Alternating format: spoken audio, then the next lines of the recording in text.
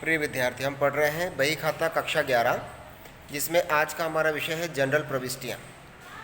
General प्रविष्टियों में कुछ ट्रांजेक्शन हम देख रहे हैं। इन ट्रांजेक्शन्स की जनरल एंट्री हमें करनी होती है। तो जो जनरल एंट्रियाँ हैं उसमें कुछ साधारण ट्रांजेक्शन्स सौदे जो व्यापार में होते हैं, उन सौदों को हम लेकर यहाँ एंट्री सीख रहे हैं।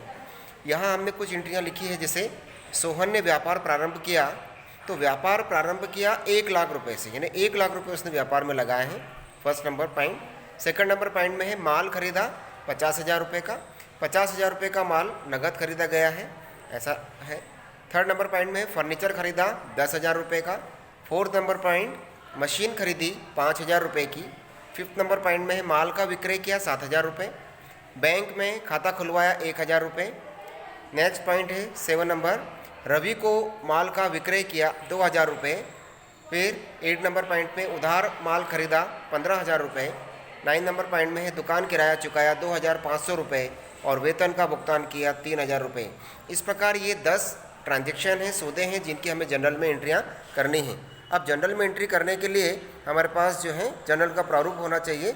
जनरल का जो प्रारूप है वो इस प्रकार का है, जिसमें हमने जनरल एंट्रियाँ, है ना, नकल बही in the books of Sohan. Sohan की बुक में हम जनरल प्रविष्टि कर रहे हैं, जनरल एंट्री कर रहे हैं, इसलिए हमने सोहन का यहाँ पर नाम लिखा है। फिर है date, particular, LF, debit amount और क्रेडिट अमाउंट, ऐसे ये एंट्रियाँ हमारी होंगी। यहाँ पर हम जो एंट्री करेंगे उसमें एंट्री इस प्रकार से है। पहली एंट्री हम जो कर रहे हैं वो है व्यापार प्रारंभ करने की। व्यापार यहाँ पर जो प्रारंभ किया गया है वो सोहन ने व्यापार प्रारंभ किया है। तो cash account debit to capital account, cash account debit to capital account, cash business में आया है, इसलिए यहाँ पर कैश अकाउंट डेबिट। और यहाँ पर जो व्यापार प्रारंभ करने वाला व्यक्ति सोहन है, सोहन के लिए हम जो अकाउंट ओपन करते हैं वो अकाउंट है कैपिटल अकाउंट, इसलिए व्यापार प्रारंभ किया, इसकी एंट्री हो गई cash account debit to capital account. Narration लिखेंगे being business started with cash. Next second number entry हमारी आएगी जो है माल खरीदा 50,000 रुपये का।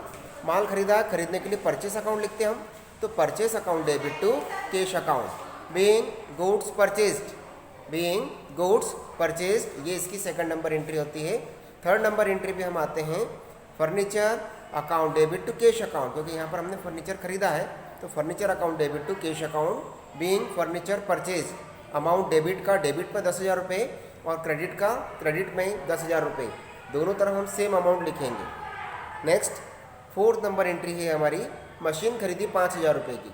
मशीन खरीदने के लिए जो नियम लगेगा, वास्तविक खाते का नियम लगेगा कि व्यापार में आने वाली वस्तु के खाते को डेबिट करो और व्यापार से जाने वाली वस्तु के खाते को क्रेडिट करो। यहाँ पर व्यापार में मशीन आई है, इसलिए मशीनरी अकाउंट डेबिट, और व्यापार से कैश गया है तो cash account credit, machinery account debit to cash account, ये एंट्री बनना है।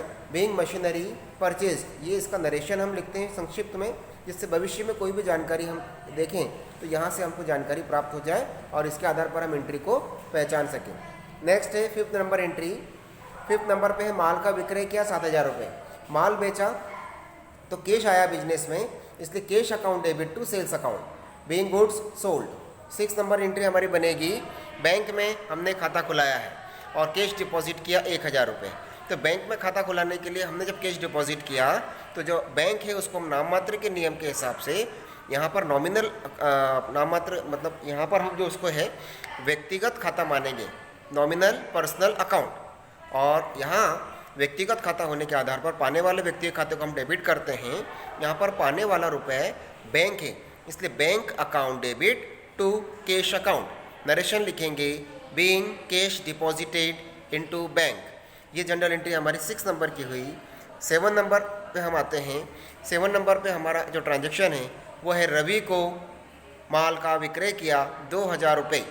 रवि को माल का विक्रय किया, रवि एक व्यक्ति है, पर्सनल अकाउंट के नियम के हिसाब से, व्यक्तिगत खाते के नियम के हिसाब से रवि पाने वाला है, तो इसलिए पाने वाले व्यक्ति के खाते को हम डेबिट करेंगे और यहाँ पर रवि को डेबिट करा हमने। फिर sales account credit, sales account हमारा रियल अकाउंट है, व्यापार से जाने वाली वस्तुओं के खाते को क्रेडिट करेंगे। व्यापार से माल गया है, क्यों गया, क्योंकि हमने माल का विक्रय किया, बेचा, और बेचने के लिए हम सेल्स अकाउंट लिखते हैं, इसलिए Ravi debit to sales account, ये एंट्री आना है। Being goods sold on credit, Ravi को हमने उधार में माल बेचा 2,000 रुपये का, ये एंट्री बनना है। 8th नंबर की एंट्री हमारी है जिसमें उधार माल खरीदा 15,000 रुपये का। यहाँ पर किस व्यक्ति से उधार माल खरीदा है उसका नाम नहीं दिया गया है, इसलिए हम यहाँ उस व्यक्ति को लेनदार के मानेंगे जिससे हमने उधार माल खरीदा है। और लेनदार के लिए इंग्लिश में जो शब्द आता है वो है क्रेडिटर्स। यहाँ पर हमने माल खरीदा इसलिए purchase account debit to creditors account. यदि यहाँ पर उस व्यक्ति का नाम दिया होता तो यहाँ हम उस व्यक्ति का नाम लिख देते, जैसे इसके ऊपर वाली एंट्री में हमने रवि का नाम लिखा है, वैसे यहाँ पर यदि किसी का नाम होता तो वो नाम लिख देते। नाम नहीं है इसलिए इसकी जगह पर हमने लेनदार लिखा है, और लेनदार को इंग्लिश में हम क्रेडिटर्स कहते हैं, इसलिए क्रेडिटर्स। तो यहाँ भी 15,000 की एंट्री दोनों तरफ हो गई। नेक्स्ट एंट्री है 9 नंबर की, इसमें दुकान किराया चुकाया 2,500 रुपये। दुकान किराया चुकाया, किराए को रेंट कहते हैं। रेंट नाममात्र के नियम के हिसाब से डेबिट में आता है, इसलिए व्यय को डेबिट करते हैं। तो rent account debit to cash account. Cash real account है, वास्तविक खाता है, और वास्तविक खाते के हिसाब से व्यापार से जाने वाले वास्तविक खाते को हम क्रेडिट करते हैं। Rent account debit to cash account. और लास्ट एंट्री है वेतन का भुगतान किया 3,000 रुपये। वेतन एक एक्सपेंसेस है, हमारा खर्चा है, इसके लिए नाममात्र का नियम ही लगेगा, और नाममात्र के नियम के हिसाब से ये है कि salary account debit to cash account. Narration लिखेंगे being salary paid for the month of January, February, या जिस महीने की हमने सैलरी दी है वो लिख देंगे। लास्ट में हम टोटल लगाएंगे, डेबिट के अमाउंट का टोटल और क्रेडिट के अमाउंट का टोटल दोनों अलग अलग लगाएंगे। दोनों साइड का टोटल हमारा सेम होना चाहिए, जैसा कि यहाँ पर हम देख रहे हैं कि डेबिट और क्रेडिट दोनों का ही टोटल हमारा 1,95,500 रुपये आया है। तो इसी प्रकार से जनरल एंट्री हमें करना है।